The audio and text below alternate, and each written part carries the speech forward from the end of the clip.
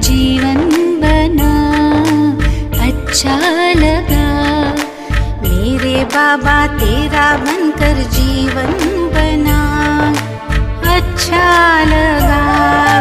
आंसू मेरे मोती बने चेहरा खिला, अच्छा लगा, अच्छा लगा।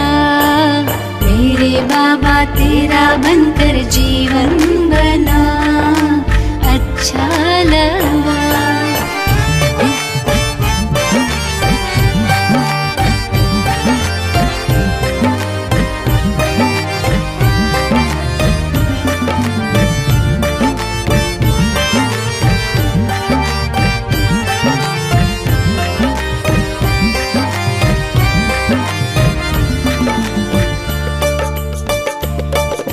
सोचा नहीं मैंने कभी यूं तुम मुझे मिल जाओगे।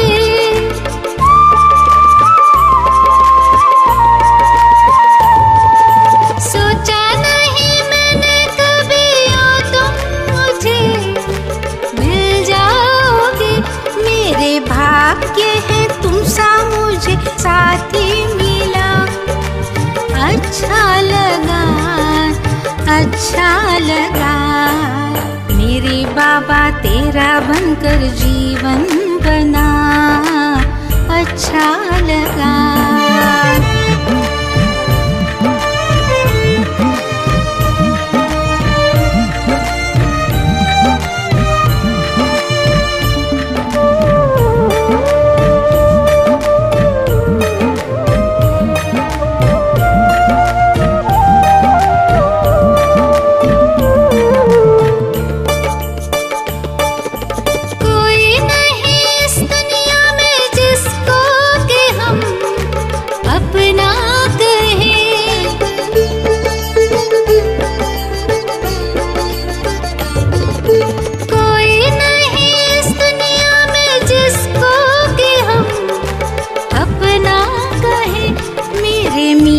बच्चे प्यार से ऐसा कहा, अच्छा लगा, अच्छा लगा। मेरे बाबा तेरा बनकर जीवन बना, अच्छा लगा।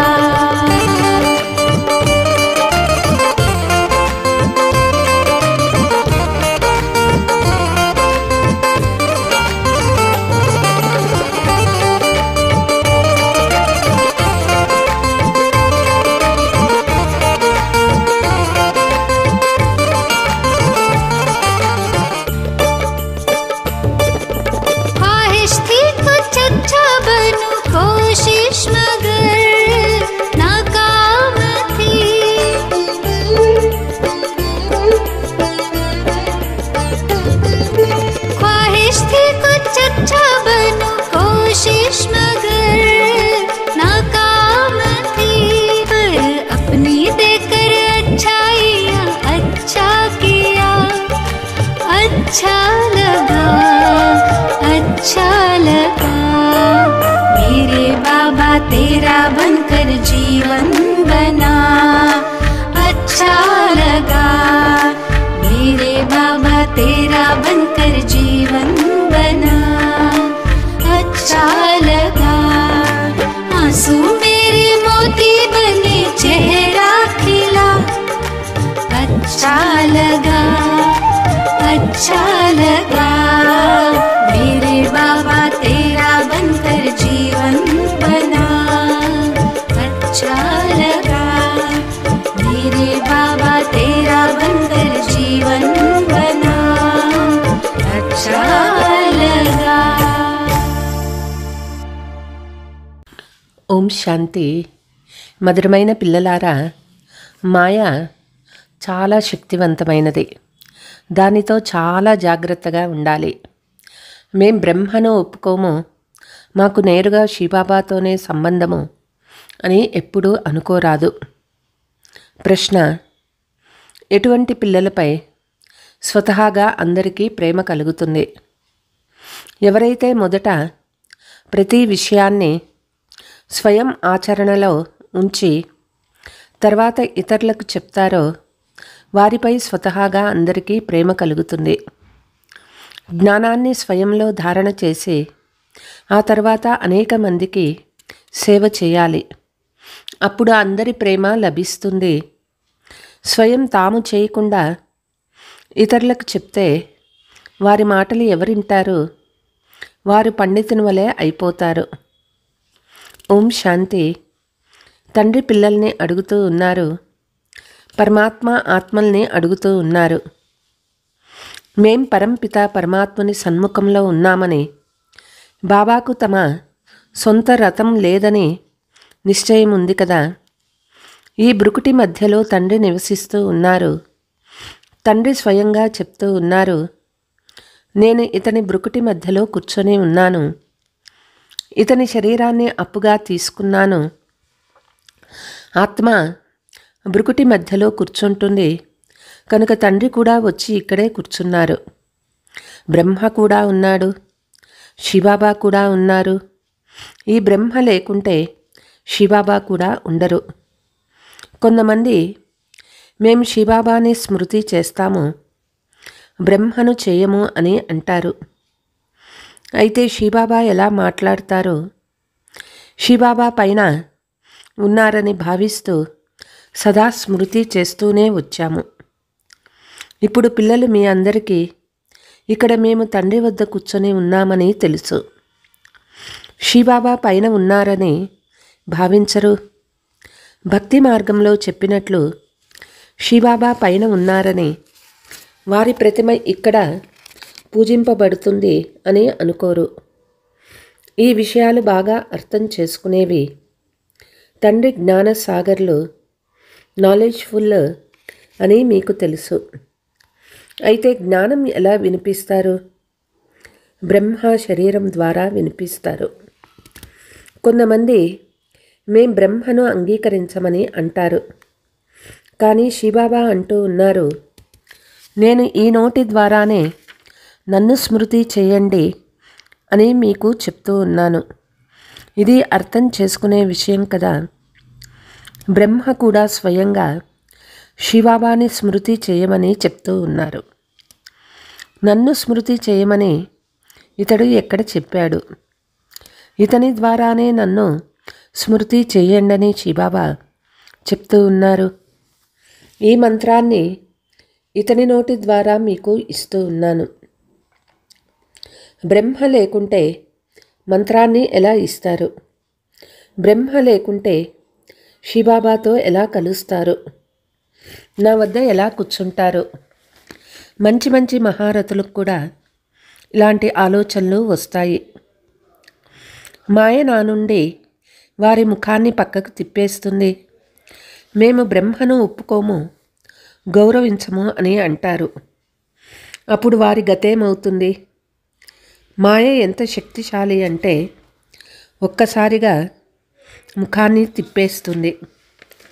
ఇప్పుడు మీ ముఖము శివబాబా మళ్ళీ ఎదురుగా చేశారు. మీరు నా సన్ముఖంలో కూర్చొని ఉన్నారు. బ్రహ్మదేమీ లేదనే వారి గతి ఏమవుతుంది? దుర్గతి పాలవుతారు. ఓ గాడ్ ఫాదర్ అని మానవులు పిలుస్తారు. అయితే గాడ్ ఫాదర్ వింటారా? ఓ ముక్తిదాత రండి అని పిలుస్తారు. అక్కడ నుండే పిలుస్తారు, ముక్తినిస్తారా? కల్పకల్పము పురుషోత్తమ సంగమ యుగంలోనే తండ్రి వస్తారు. ఎవరిలో వస్తారో వారినే మర్చిపోతే, విస్మరిస్తే వారిని ఏమనాలి? మాయకు ఎంత బలముందంటే నెంబర్ 1 పైసాకు కొరకు రాని వారుగా చేస్తుంది. ఇటువంటి వారు కూడా కొన్ని సేవా కేంద్రాలలో ఉన్నారు. అందుకే చాలా జాగ్రత్తగా ఉండమని తండ్రి చెప్తూ ఉన్నారు. బాబా వినిపించిన జ్ఞానాన్ని ఇతరులకు వినిపిస్తూ కూడా ఉంటారు. కానీ పండితుని వలె బాబా పండితుని కథను వినిపిస్తారు కదా. ఇప్పుడు మీరు తండ్రి స్మృతి ద్వారా విషయ సాగరాన్ని దాటి క్షీరసాగరంలోకి వెళ్తారు కదా. భక్తి మార్గంలో అనేక కథలు తయారు చేశారు. పండితుడు ఇతరులకు రామనామం జపిస్తూ నది దాటమని చెప్పాడు, కానీ స్వయం దాటుకోలేక మునిగిపోయాడు. స్వయం వికారాలకు వశమవుతూ ఇతరులను నిర్వికారీలుగా అవ్వమని చెప్తూ ఉంటారు. అటువంటి వారి ప్రభావం ఏముంటుంది? ఇక్కడ కూడా చెప్పేవారి కంటే వినేవారు తీవ్రంగా ముందుకు వెళ్తారు. ఎవరైతే అనేక మందికి సేవ చేస్తారో వారు తప్పకుండా అందరికీ ప్రేమనిపిస్తారు. పండితుడు అసత్యమని తెలిస్తే అతన్ని ఎవరు ప్రేమిస్తారు? ప్రాక్టికల్గా బాబాను స్మృతి చేసేవారిని ప్రేమిస్తారు. మంచి మంచి మహారథుల్ని కూడా మాయ మింగేస్తుంది. తండ్రి అర్థం చేయిస్తూ ఉన్నారు, యుద్ధ సన్నాహాలు పూర్తి అవ్వనంత వరకు కర్మాతీత స్థితి తయారవ్వదు. ఒకవైపు యుద్ధం కొరకు ఏర్పాట్లు జరుగుతూ ఉంటాయి, మరోవైపు కర్మాతీత స్థితి వస్తుంది. బాబాతో సంపూర్ణ సంబంధం ఉంటుంది. యుద్ధము పూర్తి అవుతుంది, బదిలీ అయిపోతారు. మొదట రుద్రమాల తయారవుతుంది. ఈ విషయాలు ఇతరులకెవ్వరికీ తెలియదు. ఈ ప్రపంచం పరివర్తన అవ్వాలని మీరు అర్థం చేసుకున్నారు. ఈ ప్రపంచం ఇంకా 40,000 సంవత్సరాలు ఉంటుందని వారు భావిస్తారు. వినాశనం చాలా సమీపంలో ఉందని మీరు భావిస్తారు. మీరు తక్కువ మంది ఉన్నారు, వారు ఎక్కువ మంది ఉన్నారు. అందువల్లే మీరు చెప్పేది ఎవరు అంగీకరిస్తారు? మీ సంఖ్య ఎక్కువైనప్పుడు మీ యోగబలం ద్వారా ఇతరులు ఆకర్షింపబడి వస్తారు. మీలోని వికారాల తుప్పు ఎంతగా తొలగిపోతుందో అంత బలం చేకూరుతూ వస్తుంది. తండ్రి అన్నీ తెలిసిన వారిని కాదు, కానీ అందరి స్థితులు వారికి తెలుసు. తండ్రి పిల్లల స్థితిని తెలుసుకోలేరా? వారికి అంతా తెలుసు. ఇప్పుడు ఇంకా కర్మాతీత స్థితి రాలేదు. చాలా కఠినమైన పెద్ద తప్పులు కూడా జరిగే అవకాశం ఉన్నది. మహారథుల ద్వారా కూడా జరుగుతూ ఉంది. సంభాషణలు, నడవడికలు మొదలైనవన్నీ ప్రసిద్ధమవుతాయి. ఇప్పుడు ఇంకా దైవీ నడవడికలు అలవర్చుకోవాలి. దేవతలు సర్వగుణ సంపన్నులు కదా, ఇప్పుడు మీరు అలా తయారవ్వాలి. కానీ మాయ ఎవరిని వదిలిపెట్టదు. 5 మెట్లు ఉన్నాయి కదా, దేహాభిమానం వల్లే పైనుండి ఒక్కసారిగా కింద పడిపోతారు. కింద పడుతూనే చనిపోతారు. ఈ రోజుల్లో స్వయాన్ని చంపుకునేందుకు ఎన్నెన్నో ఉపాయాలు చేస్తూ ఉన్నారు. 20 అంతస్తుల భవనం పైనుండి కిందకు దూకి ఒక్కసారిగా మరణిస్తారు. హాస్పిటల్లో చేరి దుఃఖపడకుండా చనిపోతున్నారు. కొంతమంది స్వయాన్ని కాల్చుకుంటున్నారు. ఒకవేళ ఎవరైనా రక్షిస్తే ఎంత బాధను, దుఃఖాన్ని అనుభవిస్తారు.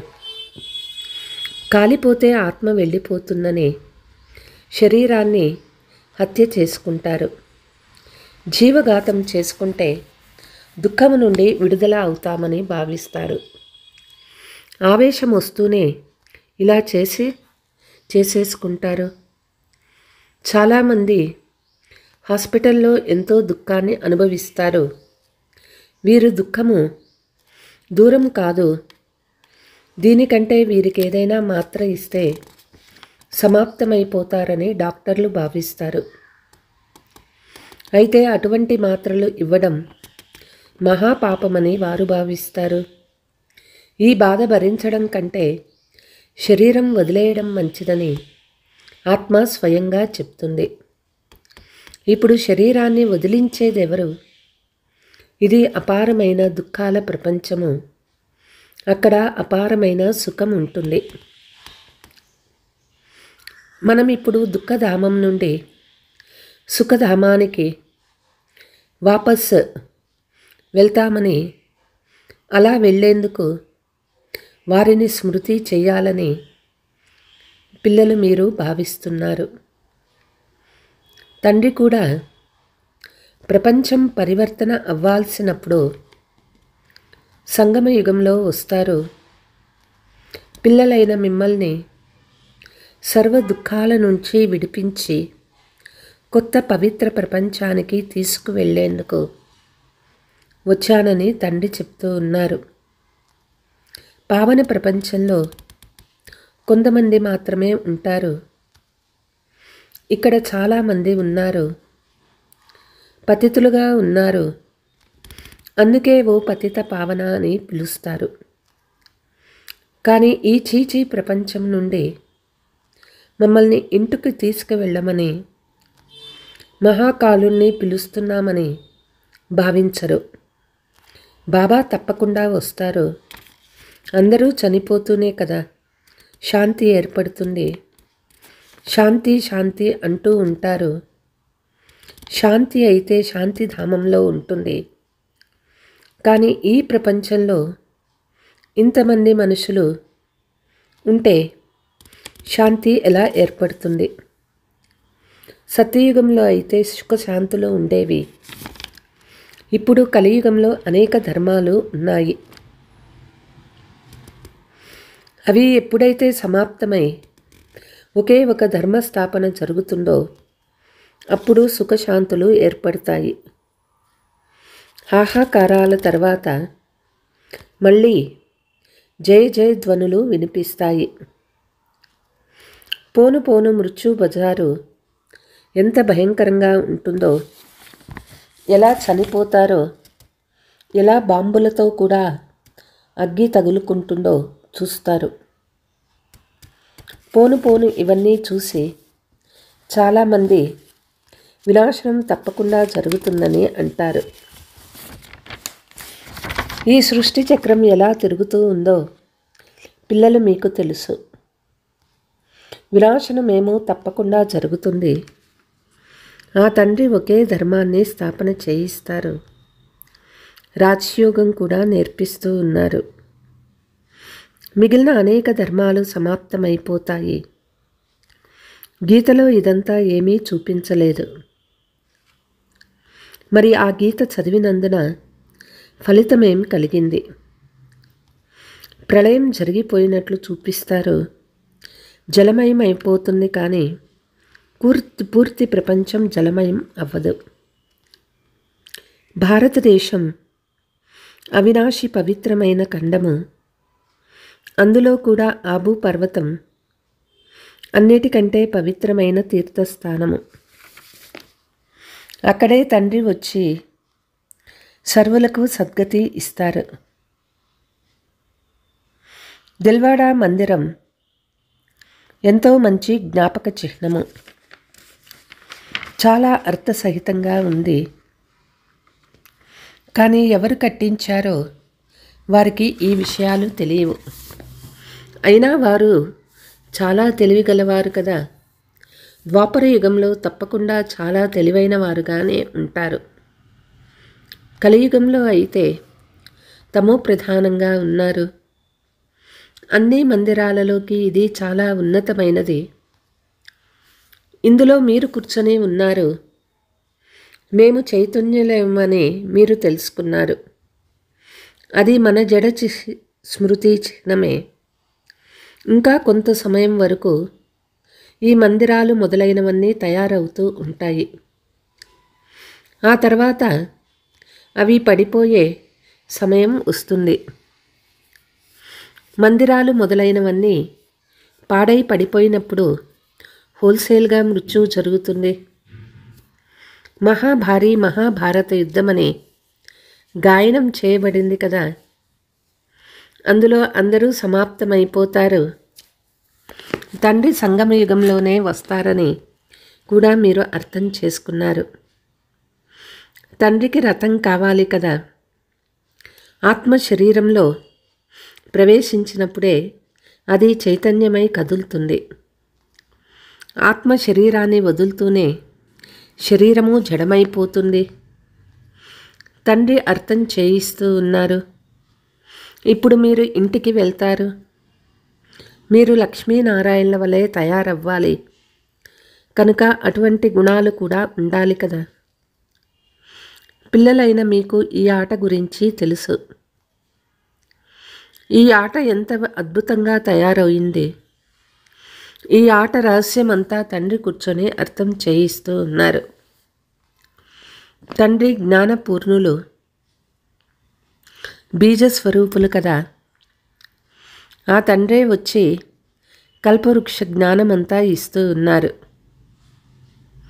ఈ వృక్షంలో ఏమేం జరుగుతుందో, ఇందులో మీరు ఎలాంటి పాత్రను ఎంతకాలం అభినయిస్తారో అంతా అర్థం చేయిస్తూ ఉన్నారు. అర్ధకల్పము దైవీరాధ్యము, అర్ధకల్పము ఆసురీరాధ్యము. మంచి మంచి పిల్లలలో మొత్తం జ్ఞానమంతా ఉంటుంది. తండ్రి తన సమానము టీచర్గా చేస్తూ ఉన్నారు. తండ్రికి రథం కావాలి కదా.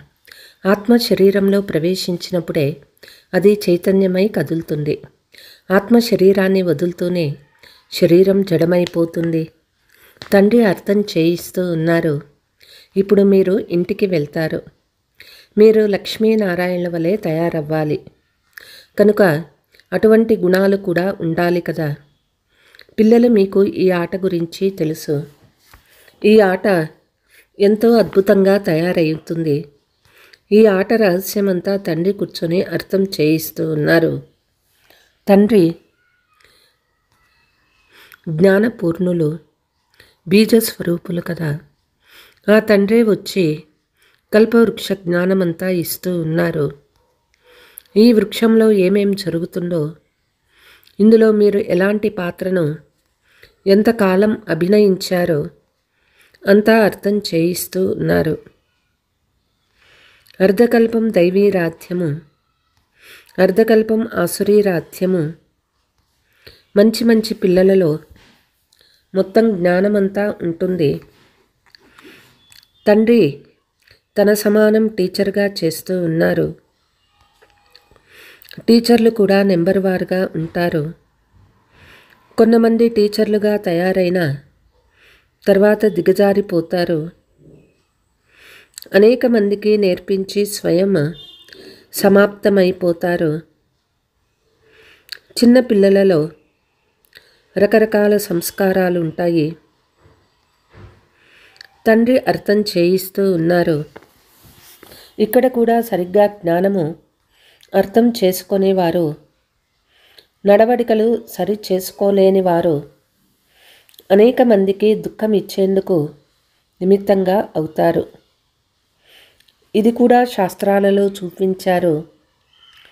అసురులు వచ్చి రహస్యంగా కూర్చునేవారు. వెలుపలికి వెళ్ళి ద్రోహులుగా అయ్యి ఎంత విసిగించారు. విఘ్నాలు వేస్తూ ఉంటారు. ఇవన్నీ జరుగుతూనే ఉంటాయి.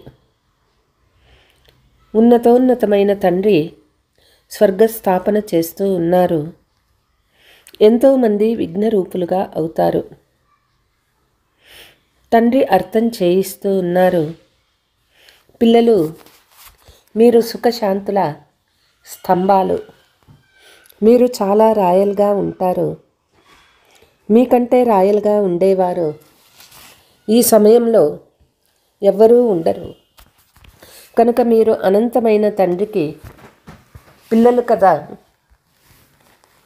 ఎంతో మధురంగా వ్యవహరించాలి.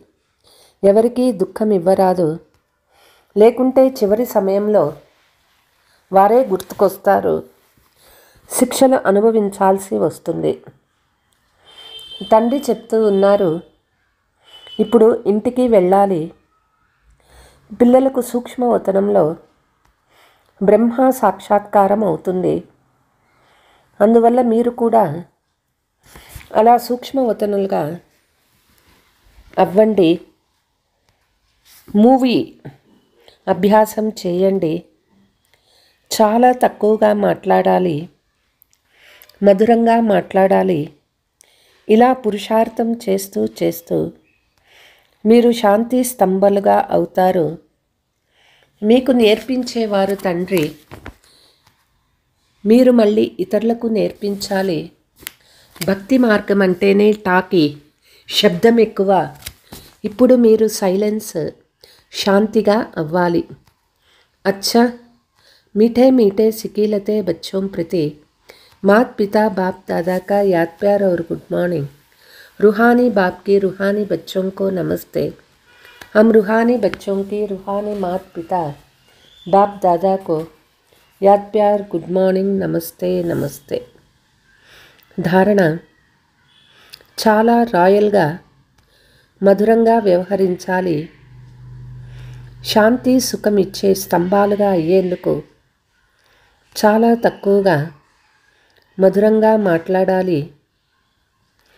సైగల భాషను అభ్యసించాలి. శబ్దంలోకి రాకూడదు. స్వయంలో దైవీ నడవడికలను అలవర్చుకోవాలి. యుద్ధానికి ముందే కర్మాతీత స్థితిని చేరుకోవాలి. నిర్వికారులుగా అయ్యి నిర్వికారులుగా చేసే సేవ చేయాలి. వరదానము: పవిత్రమైన ప్రేమ యొక్క పాలన ద్వారా అందరినీ స్నేహ సూత్రంలో బంధించే మాస్టర్ స్నేహ సాగర భవ. ఎప్పుడైతే స్నేహ సాగరుడు మరియు స్నేహ సంపన్నమైన నదుల మేళా జరుగుతుందో అప్పుడు నది కూడా తండ్రి సమానం మాస్టర్ స్నేహ సాగరంగా అవుతోంది. అందుకే విశ్వంలోని ఆత్మలు స్నేహం యొక్క అనుభవం ద్వారా స్వతహాగా సమీపానికి వచ్చేస్తాయి. పవిత్రమైన ప్రేమ లేక ఈశ్వరీయ పరివారం యొక్క పాలన అయస్కాంతం వలె స్వతహాగా ప్రతి ఒక్కరిని సమీపంగా తీసుకువస్తుంది. ఈ ఈశ్వరీయ స్నేహము అందరినీ సహయోగులుగా చేసి ముందుకు వెళ్ళే సూత్రంలో బంధిస్తుంది. స్లోగన్: సంకల్పము, మాట, సమయము, గుణాలు, శక్తులు, ఖజానాలను జమ చేసుకుంటే వీటి సహయోగమే మీకు లభిస్తూ ఉంటుంది. అచ్చా, ఓం శాంతి.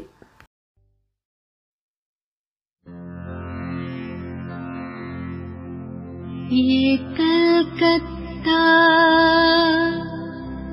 बाबा की गद्दी पुरानी, यहाँ शुरू हुई इस यज्ञ की कहानी. पिता श्री ब्रह्मा के हाथों रची तस्वीर रूहानी, जहाँ पर दादी ने सवारी है लाखों जिंदगानी.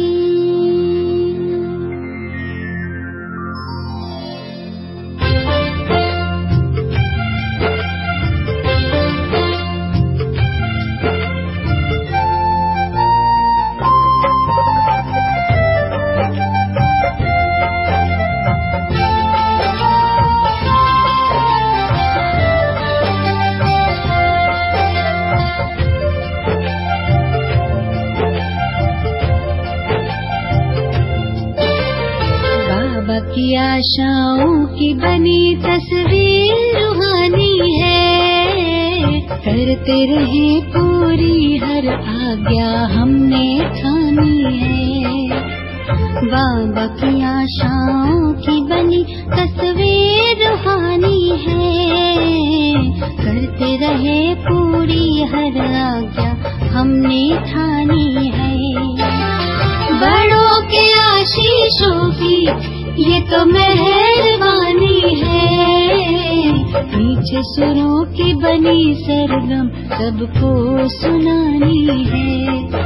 इस सिल्वर जुबली कह करके हमको मनानी है।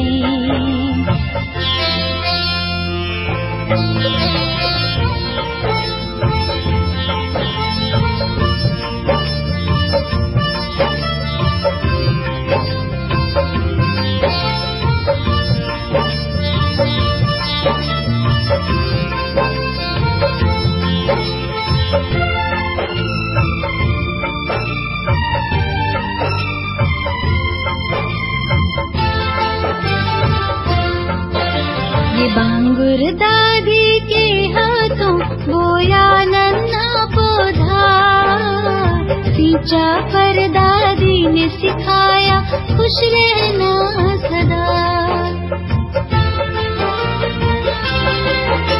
ये बांगुर दादी के हाथों बोया नन्हा पौधा, सींचा पर दादी ने सिखाया खुश रहना सदा। आओ संभाले इसे सजाइए उनकी निशानी है, करते रहे पूरी हर आशा हमने ठानी है। इस सिल्वर जुबली कह करके हमको मनानी है।